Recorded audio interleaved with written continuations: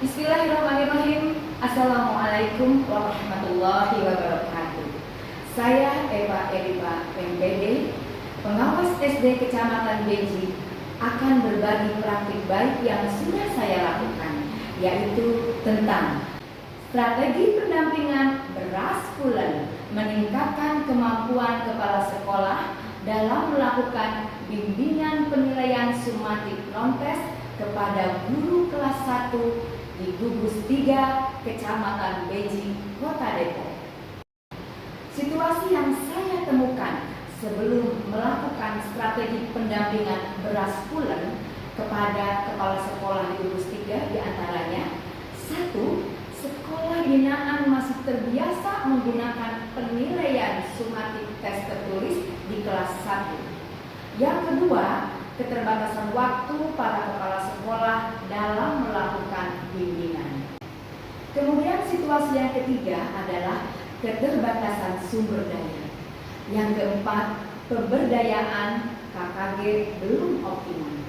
Selanjutnya yang kelima, hasil analisis rapor pendidikan dan keterbatasan pengetahuan para kepala sekolah. Nah, hasil dari angket melalui Google Form ada 6 dari 15 sekolah atau 40% yang sudah menggunakan penilaian sumatif non-tes.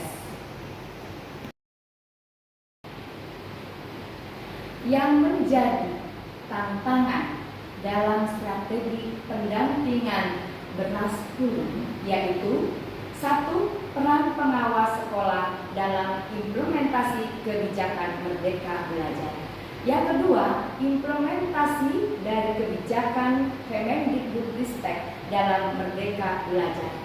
Yang ketiga, kompetensi profesional kepala sekolah.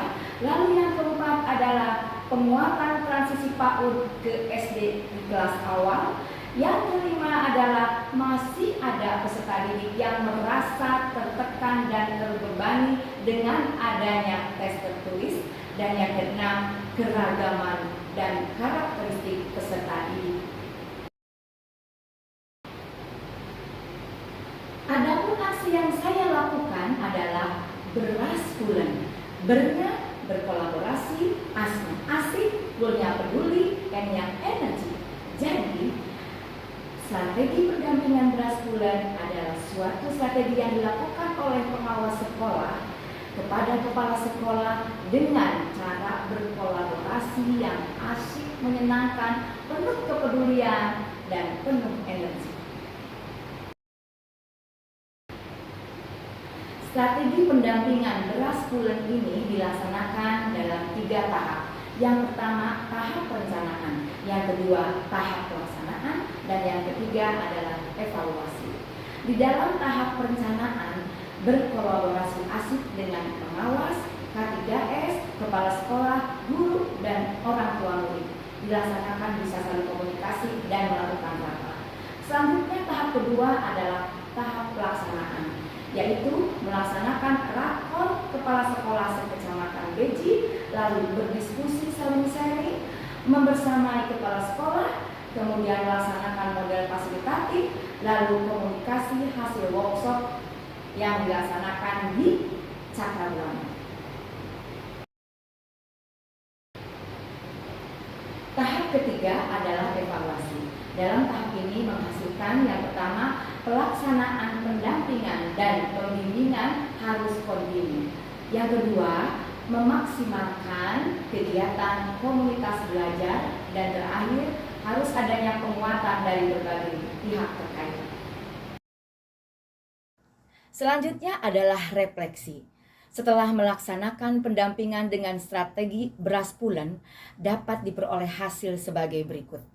Yang pertama, keberhasilannya sangat signifikan.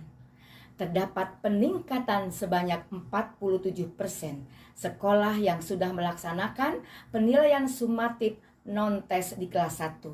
Yang semula hanya 6 sekolah, kemudian berubah meningkat menjadi 13 sekolah. Selanjutnya diperlukan strategi pendampingan beras bulan secara kontinu dan diperlukan juga peningkatan kolaborasi praktik baik dalam komunitas belajar. Kesimpulan dan saran, strategi pendampingan beras bulan ini sangat berdampak baik bagi kepala sekolah, guru, dan peserta didik. Kepala sekolah lebih memahami kepemimpinan pembelajarannya yang berpusat pada peserta didik. Kemudian guru lebih kreatif membuat penilaian sematik kontes berdasarkan kebutuhan anak dan peserta didik terpenuhi hak-haknya sehingga senang dan bahagia.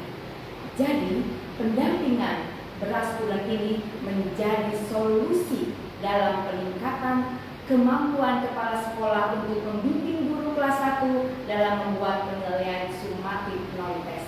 Mari kita terus berkolaborasi yang asik, peduli, dan energi demi terwujudnya peserta didik yang bahagia. Demikian praktik baik yang saya lakukan, semoga bermanfaat untuk dunia pendidikan. Paling enak makan pisang molen, minumnya air putih hangat. Dengan strategi pendampingan beras pulen, semoga pendidikan semakin hebat. Wassalamualaikum warahmatullahi wabarakatuh. Peserta didik menjadi senang dan bahagia.